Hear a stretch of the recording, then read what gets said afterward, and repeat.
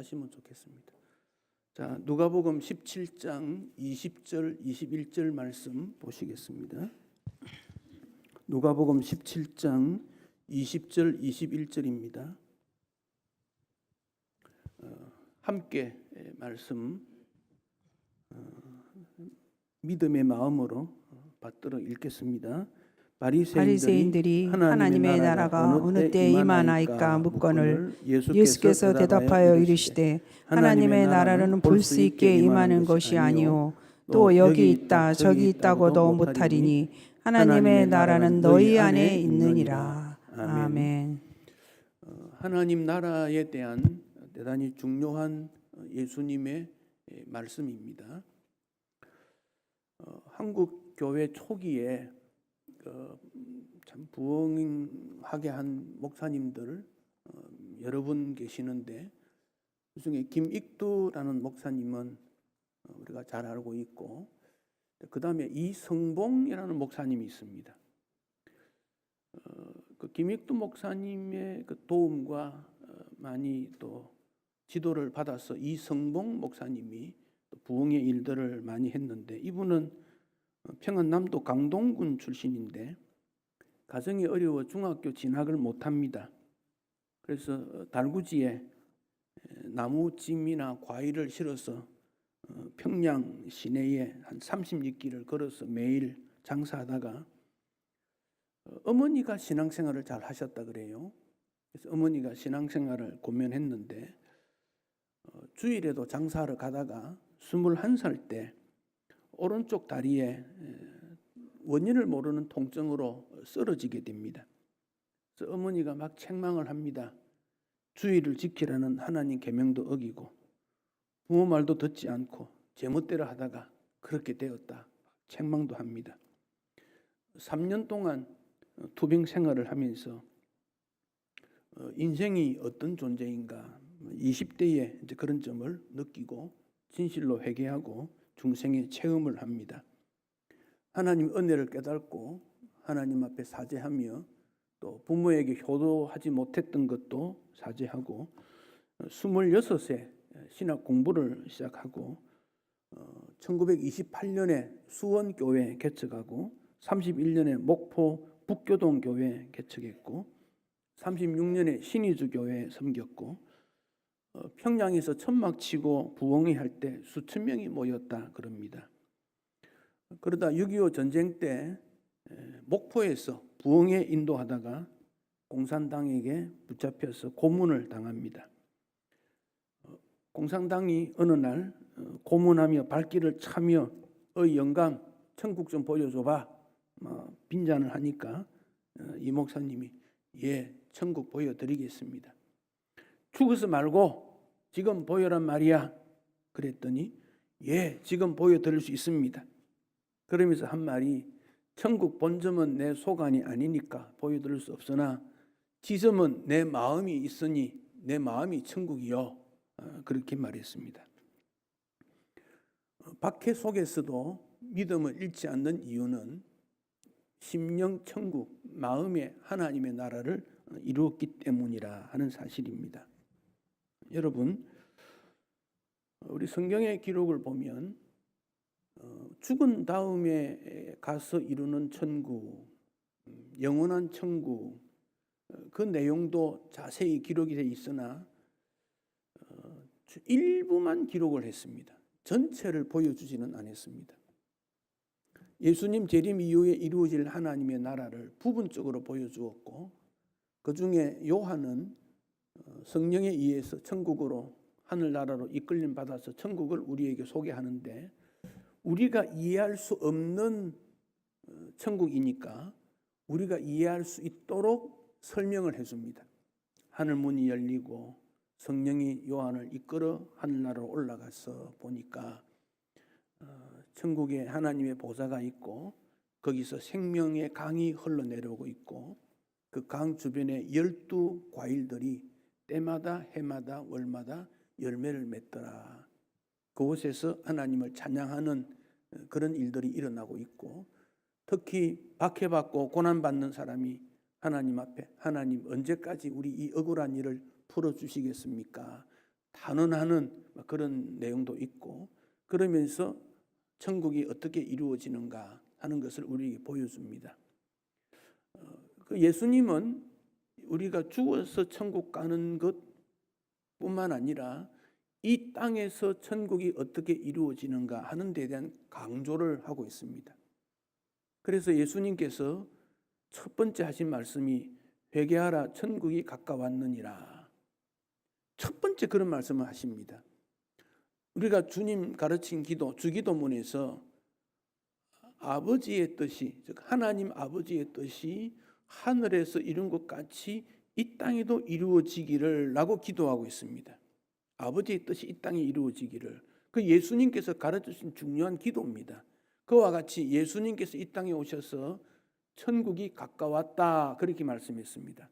가까웠다는 말은 점점 가까이 온다는 건데 아직 완전히 오지는 않았지만 가까이 오고 있다는 거예요.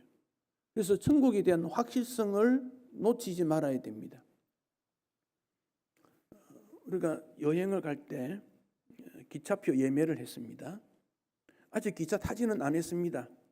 그렇지만은 기차표 예매를 했으면 틀림없이 타는 거예요. 물론 세상에는 가끔 기차라 타지 못하는 일들이 일어날 수도 있겠지만 그건 일부분이고 기차를 탄다는 것은 분명하다는 겁니다. 예약되어 있으니까. 천국이 가까웠다는 것은 멀리 있던 것이 가까이 왔다. 다시 말하면 천국의 시민이 되었던 것을 의심하지 말라 하는 말씀입니다. 그래서 예수 믿고 구원받는 거다. 이 진리는 모두가 꼭 기억해야 됩니다. 공부를 많이 해서 천국 가는 게 아니거든요. 돈이 많아서 가는 게 아니지 않습니까? 건강해서 가는 것도 아닙니다. 집안이 좋은 것도 아닙니다. 그 사람의 인품이 좋아서도 아닙니다. 예수 믿음으로 그랬습니다. 이것을 꼭 잊었으면 안 돼요. 예수 믿음으로 구원받았고 그 결과로 천국에 이른다는 것입니다. 이성복 목사님이 심한 고문과 지조에서도 내 마음에 천국이 임했다. 그러니까 끝까지 순교할 수 있는 거거든요. 오늘날도 똑같습니다. 예수님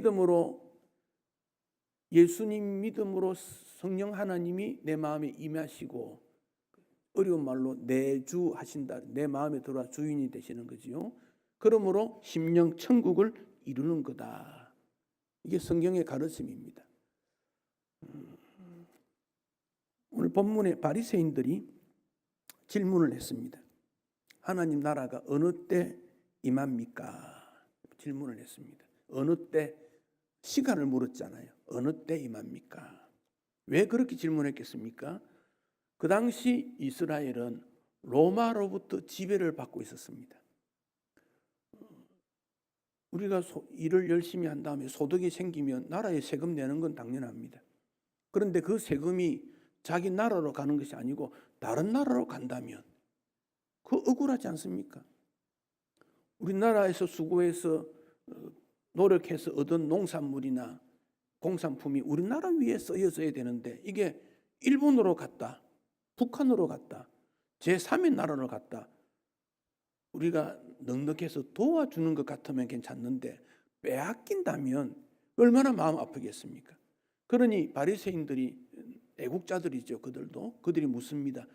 예수님께서 하나님 나라 임했다, 메시아다, 구약에 있는 그 메시아가 오시면 자유가 되고 평화롭고 모든 문제가 해결된다고 하셨는데 언제 일어납니까? 그래 물었다는 거죠. 그랬더니 우리 예수님께서 볼 수 있게 임하는 게 아니다. 다시 말하면 영적이다 그런 말이에요. 눈에 보이는 게 아니라는 거예요. 눈에 보이는 것이 전부가 아니라는 것입니다. 또 하나, 여기 있다 저기 있다고도 못한다. 여기 저기 장소지요, 장소. 예루살렘이냐, 여리고냐, 로마냐 아니라는 겁니다. 하나님의 나라가 언제 어느 때 일어나느냐 물었을 때 우리 예수님께서는 눈에 보이는 게 아니야. 또 하나는 너희 안에 있느니라. 자, 너희 안에 있느니라. 여기 너희라고 말을 했는데 이 너희가 누구겠습니까? 1차적으로는 바리새인 그들이 물었으니까. 두 번째는 그 답변할 때 예수님 주변에 제자들이 있었으니까. 또 하나는 누가복음 17장 앞에 보면 예수님께서 사마리아를 지나 갈릴리로 가시다가 사마리아 지역에 있는 나환자들이 사는 곳이 있었습니다. 그들은 사람들이 사는 곳에 살지 못하지 않습니까? 나병이 감염되었으니까. 그래서 동네에서 떠나서 참 아픔을 가지고 살아가는데 예수님이 지나가신다, 그 말을 듣습니다. 그래서 그들이 멀리서 예수 선생이여 우리를 좀 구원해 주소서, 불쌍히 여기소서 소리를 막 쳤습니다. 그러자 예수님께서 제사장에 가서 몸을 보여 그랬습니다. 예수님의 치유가 확정되는 것은 제사장이 확정을 내리기 때문에 제사장에서 보이면 된다 그랬습니다. 그래서 그들이 가다가 몸이 나았다 그랬어. 회복이 된 거예요. 그러니까 어떤 사람은 제사장에게 갓을 끄고 어떤 사람은 자기 가족에게 갓을 끄고 한 사람이 돌아왔습니다. 예수님에게 와서 엎드려 감사했습니다. 예수님, 질병에서부터 자유하게 되었어요. 정말 감사해요. 그랬더니 예수님 묻습니다. 그 9은 어디 있느냐? 다시 말하면 예수님의 능력이 임해서 문제가 해결되었을 때 무슨 말입니까? 하나님의 나라가 임했다는 거예요. 그런데 그 하나님 나라 임했을 때 그것을 깨닫는 사람이 있고 깨닫지 못하는 사람이 있는 겁니다. 바리새인들이 성경 연구를 얼마나 많이 합니까? 구약에 대한 전통인들입니다. 그런데 메시아가 오겠다는 것도 압니다. 하나님 나라 임하는 것도 압니다. 그래서 예수님에게 언제 어느 때입니까? 물었더니 너희 가운데, 너희라는 개념은 좁게는 예수 믿는 자, 넓히면 불신자들도 예수 믿음으로 너희 가운데 하나님의 나라 천국이 임할 수 있다, 그 말씀입니다. 여러분, 이 땅에 우리가 살아가는 동안 천국을 경험하는 것은 신앙생활에 있어서 매우 중요합니다. 천국을 경험하면 천국의 열매가 나옵니다. 갈등이 있고 분열이 있고 다툼이 있고 거짓이 있는 세상에서 천국을 경험하면 그런 마음들이 사라져요. 미움이 사라져요. 감사가 넘쳐나요. 겸손해져요. 미래에 대한 두려움이 사라집니다. 그러나 우리 마음의 잠재 속에 여전히 어떤 갈등 때문에 다툼도 있고 미움도 있고 불안함도 있고 괴로움도 있고 의심도 일어나고 이런 것들이 계속 일어난다는 것은 우리가 이 땅에 살기 때문이고 또 완전한 하나님의 나라가 이루어지지 않았기 때문입니다. 예배를 통해서 우리는 이런 찢기들을 제거하고 내 마음에 하나님의 나라가 이루어지기를 소원하고 그 사실을 믿고 하나님의 나라가 임함으로 주께 영광이 되고 이 땅에 펼쳐져 나가는 것, 신앙생활입니다. 그러면 내 마음의 천국이, 심령의 천국이 어떻게 이루어지는가? 진실한 회개로부터 나타납니다. 우리 마음이라는 것은 누구의 마음입니까? 나의 마음이거든요. 너의 마음이 내 마음에 들어오는 게 아닙니다. 내 마음입니다. 그래서 내 마음에 내가 깊이 한번 들어가 봅니다. 여러분 한번 들어가 보십시오. 비밀의 방 속에 들어가 보십시오. 그 속에서 무엇이 들어 있습니까? 예수 믿지만 편안이 없고 기쁨과 감사가 없고 여전히 지옥 같다면, 두려움과 슬픔이 많다면, 지옥 같다면 혼자 있는 내 마음속에 하나님의 나라가 이루어지지 않은 거예요. 혹은 내 마음속에는 미움이 있고 악이 있는데 바깥으로는 천국처럼 나타난다면 위선입니다. 거짓으로 포장된 겁니다. 거짓으로 포장된 그 마음에는 언젠가 속에 있는 게 툭 튀어나오는 거예요. 그냥 튀어나오는 거예요. 자기 자신을 속이면 안 되고 이웃 속이는 것도 좋은 것 아니지만 자신을 속이는 것도 안 좋습니다.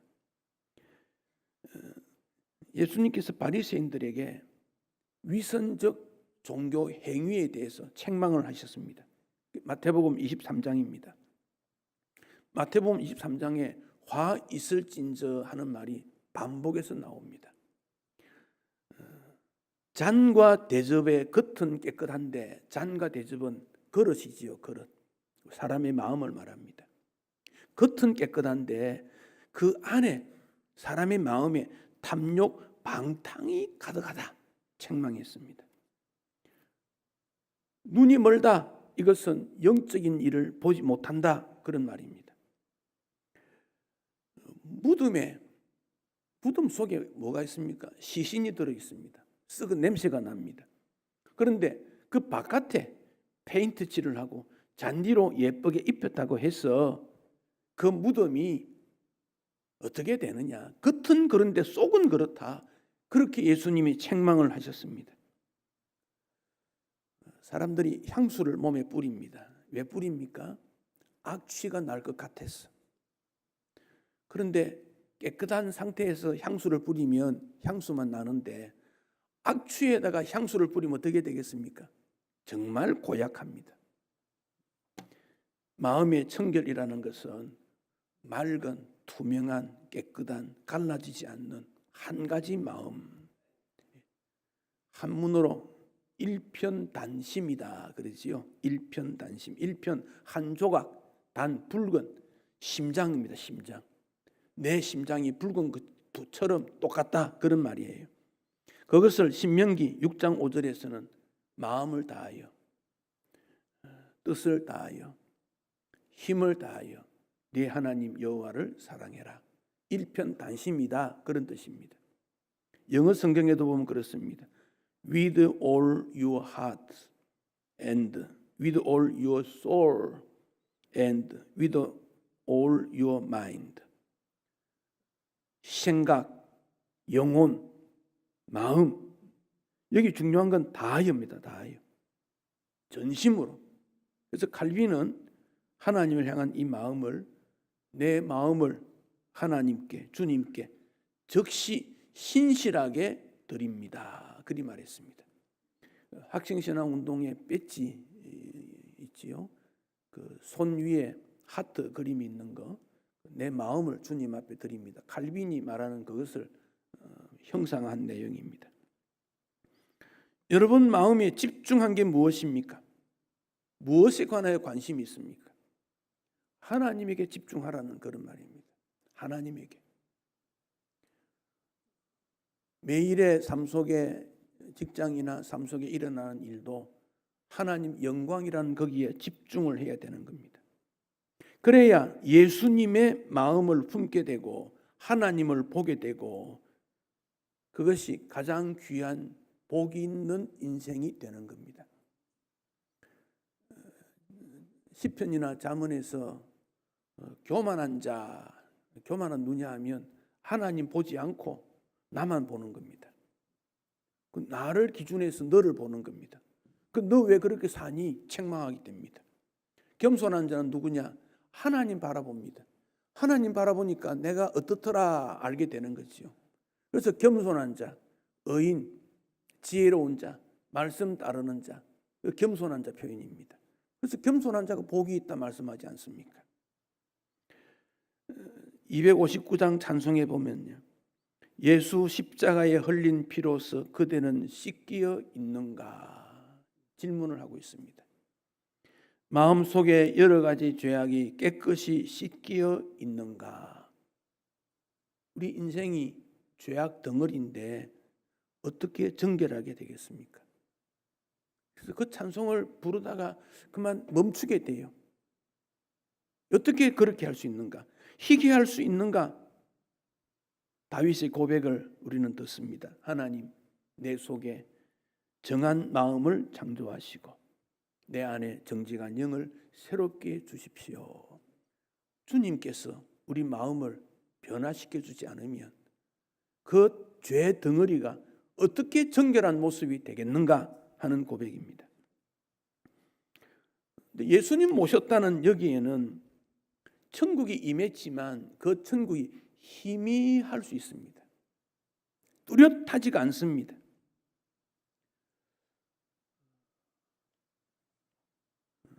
옆집에 좋은 밭이 있습니다. 돈을 주고 그 밭을 샀습니다. 그러나 열매는 아직 없습니다. 왜? 가꾸어야 되니까. 신앙생활은 마음을 가꾸는 겁니다. 옆에 있는 밭을 사서 당장 열매를 따려고 하면 그 열매가 있습니까? 씨를 뿌리고 물을 주고 가꾸어야 때가 새가 열매가 해야 되는데 예수님 마음에 모셨다고 해서 즉각적으로 열매가 맺는 건 아닙니다. 그러나 열매 맺을 가능성은 많이 있습니다.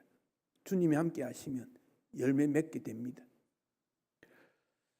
어느 교회 집사가 친구를 전도하려고 수고를 많이 했습니다. 식사도 하고 찾아가고 함께 시장도 가고 드디어 예배에 참석하게 되어졌습니다. 얼마나 감사한지 주님 앞에 그 마음의 문이 열려지도록 또 집중해서 기도했습니다. 약속된 주일에 교회에 왔습니다. 예배에 참석했습니다. 주보를 펴서 오늘 본문이 뭔가 봤더니 창세기 5장이었습니다. 창세기 5장은 아담 후예의 그 족보, 계보가 나와 있습니다. 아담이 누구를 낳고 죽고 그게 한 장 전체입니다. 오늘 본문이 왜 이거야? 성경에 이거보다 훨씬 더 많은 본문이 있는데 염려가 되었습니다. 그래서 그 친구가 예배를 어떤 모습으로 드리는지 힐끔힐끔 쳐다봅니다. 기도는 어떻게 하는지, 찬양은 어떻게 하는지, 설교는 어떻게 듣는지. 설교를 듣는 태도가 그래도 비교적 진지했습니다. 예배 후에 집으로 돌아가며 묻습니다. 오늘 예배가 설교가 좀 그랬지? 늘 그런 건 아니야. 다음에는 더 좋은 설교가 될 거야. 그러자 전도받은 친구가 말합니다. 그 다음 주 또 올게. 아니야, 내가 교회 다녀야 되겠다고 결심을 했어. 아니 그래? 정말 놀랐습니다. 근데 그 친구 이리 말합니다. 초기 인구가 몇 년을 살았는지 내가 자세히 모르지만은 사람이 오래 살았지만 결국 죽더라. 사람이 죽는다는 것이 내 마음에 걸렸고 나도 죽는다는 것을 알았네. 여러분, 세상에 확률 있지요? 있는데 죽는다는 것은 100%입니다. 산다는 거 이제 확률이 없습니다. 이거는 얼마 살지는 모릅니다. 그 태어날 때부터 죽음을 향해 가는 것이 인간입니다. 우리 모두가 죽습니다. 영원히 살지 못합니다. 우리 성경에 죽지 않고 바로 천국 갔다는 사람이 에녹, 엘리야 있습니다.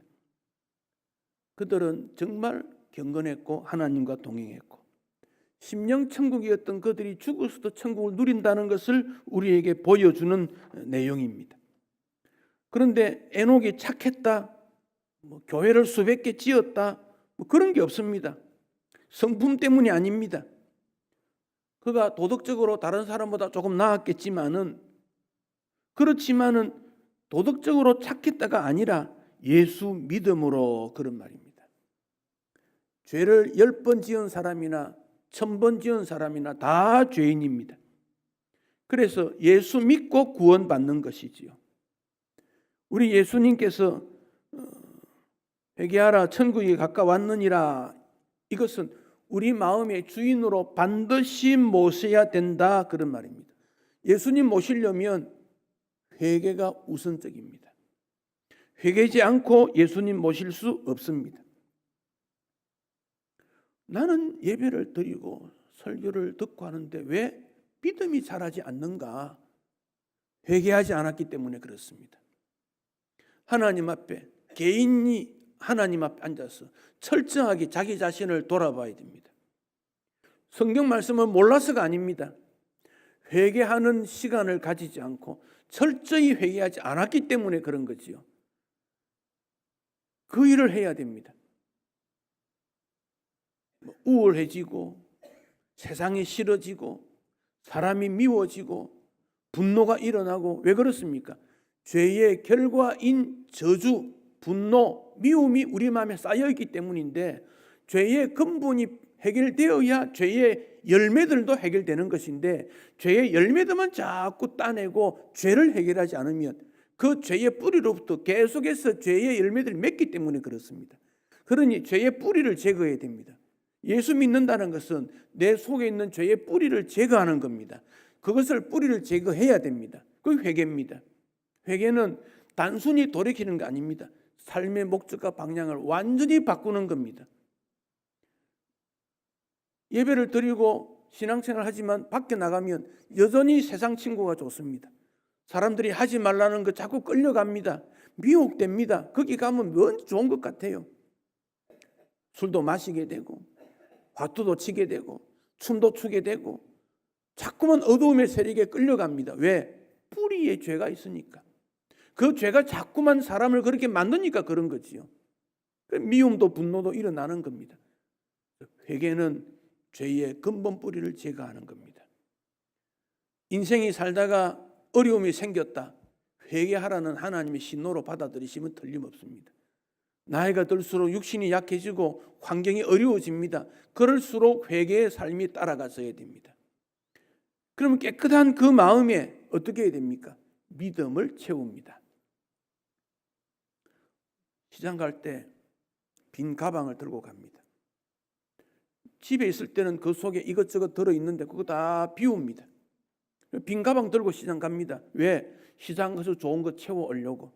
회개는 비운 겁니다. 마음을 비웠으면 거기에 믿음을 채워야 됩니다. 그래야 마음이 천국이 임하게 되는 것입니다. 톨스토이, 러시아의 문학가, 아주 유명한 사람이지요. 그는 출신이 부자였고 즐거움을 누렸던 사람이지만 만족하지 못했다 그럽니다. 그의 작품에 많은 사람이 칭찬을 했지만 여전히 그는 죄에 대한 두려움, 불안한 마음으로 늘 고민을 했다 그럽니다. 그 사색을 하면서 왜 내 마음이 이렇게 불편할까? 어느 시골길을 가면서 어느 농부를 보았습니다. 주름도 적고 햇빛에 거울렀는데 왠지 모르는 평화가 있었습니다. 그래서 말을 걸었습니다. 여보시오, 어떻게 당신은 그렇게 평화로운 마음이요? 여러분, 우리 성도들 얼굴 한번 보십시오. 평화로운지, 인상을 쓰고 있는지, 무거운 건지 사람 등장 보면 알 수 있잖아요. 농부가 말합니다. 내가 하나님 믿기 때문이지요. 하나님 믿으니까 마음이 기뻐지요. 톨스토이는 그 말에 대해서 나도 하나님 믿는데 왜 내 마음은 그럴까? 다시 하나님을 찾게 됩니다. 자기 자신을 전적으로 하나님 앞에 맡겼습니다. 그리고 쓴 작품이 부활입니다. 하나님 믿음으로 내가 죽고 주 안에서 부활되는 나를 통해 인생의 모습이 새로워지는구나. 믿음을 채웠던 겁니다. 욕심과 욕망의 마음에 어떻게 천국을 이루겠습니까? 욕심과 욕망도 버리고 믿음을 채울 때 하늘의 평강이 있습니다. 지금까지 우리가 내 힘으로 살아온 거 아니지 않습니까? 앞으로도 주의 은혜로 살 거 아닙니까? 어떻게 살 것인가 하는 염려도 버리고 불안한 마음도 버려야 거기 믿음이 들어오게 되지요. 믿음을 추구하시기 바랍니다. 믿음 있는 자가 되게 해달라고 기도해야 됩니다. 회개와 믿음은 우리의 마음이 구원을 향하여 열려지고 하나님의 복을 받는 통로가 됩니다. 회개와 믿음에 이어서 나타나는 마음이 우리에게 주어지는 과제가 거룩이라는 도전입니다.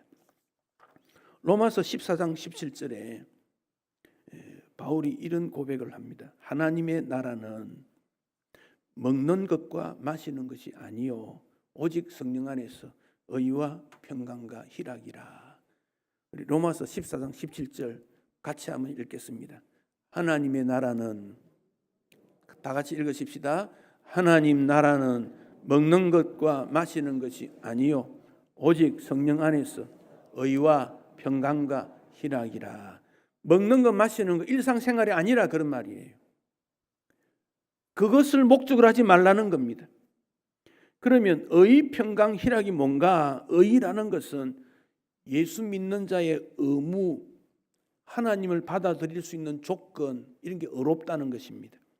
근데 이 의는 올바른 관계입니다. 하나님과 내가 올바르다, 그런 뜻입니다.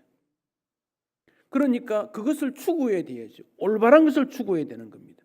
그 어려워지는 그 마음에 평강이 임합니다. 평강은 사람과 사람 사이, 하나님과 사이고 나타나는 것이 평화입니다. 의를 추구할 때 평강이 따라오게 됩니다. 로마서 5장 10절, 우리가 원수되었을 때 그 아들의 죽으심으로 말미암아 하나님과 화목하게 되었다. 이 평강은 근심 걱정이 없는 것이 아니라 어떤 환경에서도 변하지 않는 평화를 말합니다. 그러니까 다툼이 사라지지요. 왜? 하나님의 나라가 임했는데. 돈이 많지만 다투는 가정보다 돈이 부족해도 화목한 가정을 추구하는 거 아닙니까? 그래서 잠언 17장 1절에 마른 떡 한 조각밖에 없지만은 고기가 가득한 것보다 낫다. 마른 떡 한 조각은 나누어서 먹기도 어려워요. 마른 떡 한 조각 여러분 집에 먹습니까? 버리지 않습니까? 냉장고 열었는데 떡이 마른 게 하나 있다. 구워서 먹지 않습니다. 요즘은 쓰레기통에 넣습니다.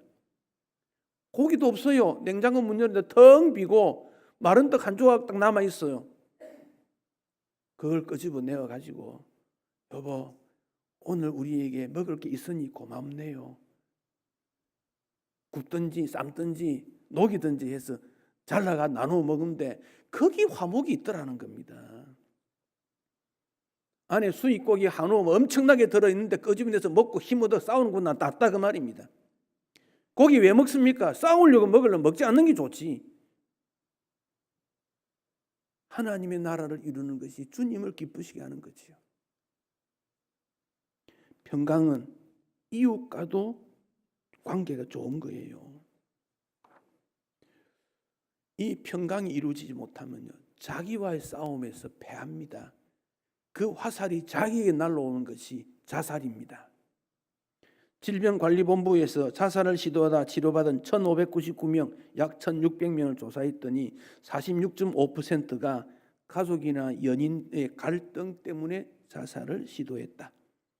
우울증이나 정신질환보다 자살 시도가 3배가 더 높은 것이 관계가 깨어졌기 때문에 그랬습니다. 성도가 교회를 떠나는 것, 불화 때문입니다. 목사와 사이가 나쁘든 성도끼리 나쁘든 관계가 나쁘면 그리 됩니다. 관계가 나쁘면 자녀들이 부모에게 오지 않습니다. 부부 사이에 문제 있는 불화는 무엇입니까? 평강을 위해서 나의 주장을 내려놓을 수 있어야 됩니다. 바울은 로마에 그런 말을 합니다. 우상 앞에 재물이 올라간다 안 올라간다 다투는 것 같으면 나는 평생 고기 안 먹겠다. 다투지 않겠다. 평강의 하나님을 원했기 때문에 그렇습니다. 절제도 자기 경건성 높이기보다는 평강을 위한 것이 되어야 됩니다. 할 말도 적당하게, 행동도 적당하게, 그리고 하지 않고 싶어도 해야 되는 것, 평강을 위해서. 하나님의 나라가 거기 임하기 때문에 그렇습니다.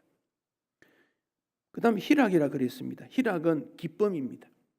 헬라어 카라입니다. 카라. 아이들 우리 여성 아이돌 중에 이런 카라라는 이름인데 그 기쁨이란 뜻입니다. 무엇 때문에 기쁨인지 모르겠습니다만은 어렵고 즉 하나님과 바른 관계가 이루어지고 이웃과의 평강이 이루어지면 기쁨이 따라옵니다. 여러분 기쁨의 삶이 이루어진다면 여러분 마음에 하나님의 나라 이루어졌다 생각하면 됩니다. 그러나 기쁨이 이루어지지 않으면 하나님 나라 이루어진 거 아닙니다. 그러면 이루어지든지 말든지 나는 그래서 살 거야 그래야 됩니까? 하나님 나라 이루도록 하나님 앞에 앉아서 기도하고 이룰 때까지 하나님과 문제를 해결해야지요. 그런데 왔다가 물만 먹고 가는 그런 일 하면 안 된다 그 말입니다. 다람쥐는 세수라도 하고 물도 마시지만 사람은 왔다가 그냥 가버린다면 그 신앙생활 왜 하는 겁니까? 하나님 앞에서 시간을 내어서 내 문제를 해결해야지요. 그래야 부흥이 일어나고 기쁨과 감사가 일어나는 거지요. 어느 목사님이 이사를 했습니다. 이웃집 가 보니까 라일락 나무가 꽃이 피고 향기가 가득했습니다. 야, 너무 좋다. 그런데 이웃집에서 그 나무 밑에 쓰레기를 갖다 버리는 거예요. 한번 치웠습니다. 또 그러는 거예요. 쓰레기, 개똥, 뼈 따고 별거 다 갖다 놓는 거지요. 치우는 것도 한계가 있잖아요. 그러니까 그 아들이 화가 났습니다. 한번 따지러 가야 되겠다는 겁니다. 밖으로 박차 나갑니다. 어머니가 붙잡았습니다. 예, 너 옆집 가려고 그러지? 가지 마. 가려면 라일락 꽃을 적절하게 잘라갖고 꽃다발 만들어서 포장을 예쁘게 해서 한번 갖다 드려. 우리 이제 이사 왔는데 며칠 지났는데 이게 너무 좋아요. 갖다 드려봐. 하기 싫겠습니까? 좋겠습니까? 그런 마음에 막 그런 갈등 속에 하기 싫지요. 또 어머니가 시키니까 그럼 해봤습니다. 꽃다발 만들어 갖다 줬습니다. 기적이 일어났습니다. 거기는 더 이상 쓰레기나 더러운 것들이 더 이상 뿌려지지 않았습니다. 하나님의 나라가 우리 안에 이루어졌다는 겁니다. 무엇을 심어야 되겠습니까? 기쁨을 심을 때 하나님의 나라가 이루어지는 거예요. 어떤 문제가 생겼을 때 기뻐할 수 있는 대화, 행동을 취하면요, 하나님의 나라가 이루어지는 거예요. 19세기 영국의 엘리자베스 브라우닝이라고 하는 여류 시인, 여자 시인입니다. 그가 아주 부잣집에 태어났고 어렸을 때부터 문학적인 실력이 아주 탁월했다 그럽니다. 6살 때부터 시를 썼다 그래요. 우리나라 같으면 8살쯤 되겠지요. 시 제목이 이래요. 인간의 억압의 잔인성에 관하여. 어린아이가 이런 시를 썼다 하니까 그 표현이라는 게 어떻는지 짐작할 수 있습니다. 15살 때 유전적 원인으로 척추에 어떤 질병이 생겨가지고 활동을 못합니다. 다락방이나 자기 공간에서 시를 썼습니다. 20대 중반에 시집을 출간했습니다. 자기보다 6살 아래의 어떤 남자가 그 시집을 사보고 마음에 들어서 편지를 주고받은 거예요. 로버트 브라우닝입니다. 두 사람이 주고받은 편지도 인쇄가 되어 나와가지고 히트쳤다 그럽니다. 10몇 년 동안 그렇게 하다가 39에 결혼을 했습니다. 이 엘리자베스가 결혼을 했는데 아버지께 설명드렸더니 아버지가 너 몸이 약한데 결혼해서 되겠니? 결혼하지 말라는 거예요. 아버지가 결혼식에 오지도 않았고 아버지 자산이 아주 많았는데 유산을 물려주지도 않았대요. 근데 엘리자베스가 결혼한 다음에 10년 동안 아버지와 화목하기 위해서 편지를 계속 썼다는 거예요. 19세기니까 전화가 없으니까 그렇겠지요. 10년 후에 아버지로부터 소포가 하나 왔습니다. 열어보니까 자기가 쓴 편지인데 아버지가 열어보지를 않았대. 10년 동안. 아버지가 내 편지를 읽었다면 화목했을 텐데 그 안타까움이 그런 가지게 된 겁니다. 하나님께서 우리에게 화목 메시지를 먼저 보내주셨어요. 그래서 우리가 예수 믿게 된 거예요. 우리는 이 화목 메시지를 이웃에게 나누어 줘야 돼요. 한 달, 2달이 아니고 10년이 걸려도 나누어 줘야 돼요. 왜? 내 마음에 임한 하나님의 나라가 그 사람에게도 임해야 하기 때문에 그래요. 또 그런 대상이 없다면 우리 이웃에 사는 80%의 비신자, 불신자, 아니 믿음의 가능성 있는 자들을 위해서 기도해야 됩니다. 하나님, 이 지역에 믿을 자를 교회로 보내어 주십시오. 그게 우리의 사명입니다. 내 곁에 있든지 멀리 있든지가 중요하지 않습니다. 우리나라를 위해서 선교사가 왜 이 땅에 와서 죽어야 했습니까? 그들은 다 훌륭했습니다. 다 젊은이들입니다. 미래가 촉망되는데 그들의 삶을 버리고 왜 이 땅에 와야 했습니까? 다 이유가 있을 겁니다. 오늘 세계가 왜 이렇게 복잡합니까? 하나님의 나라가 이 땅에 이루어지지 못했기 때문에 전쟁도 일어나고 다툼도 일어나고 욕망과 욕심이 하늘을 찌르지 않습니까? 우리는 어떻게 살아야 되겠습니까? 마음 천국을 이루기 위해 몇 가지 질문을 드리고 싶습니다. 첫째, 하나님과 늘 동행하십니까? 늘 동행해야 됩니다. 주일만이 아닙니다. 늘 동행해야 됩니다. 둘째, 어떤 경우에도 예수님 의지하십시오. 슬플 때나 기쁠 때나. 예수님이 나의 신랑이고 나는 신부입니다. 예수님이 나의 아버지고 나는 자녀입니다. 늘 의지하십시오. 셋째, 내 삶의 영역에 천국이 이루어지도록 가정이든 직장이든 나에게 하나님의 나라 이루어지기를 소망해야 됩니다. 넷째, 사랑의 마음으로 이웃을 섬겨야 됩니다. 섬기는 일입니다. 다섯 번째, 교회가 천국이 이루기 위해서 절제와 겸손으로 살아야 됩니다. 우리 마음이 천국이 이루면 교회가 천국이 이루어집니다. 그러면 교회 들어오는 사람들 마음에 이곳은 무언가 다르다, 세상과 다르다 느끼게 됩니다. 천국이 이루게 됩니다. 사회도 좋아집니다. 나라도 좋아집니다. 나라가 부유하느냐 경제적으로 어려우냐가 문제가 아니라 하나님의 나라가 이 땅에 이루어지느냐 아느냐가 우리의 관심이 되어야 됩니다. 내가 부자냐 가난하냐가 중요한 게 아닙니다.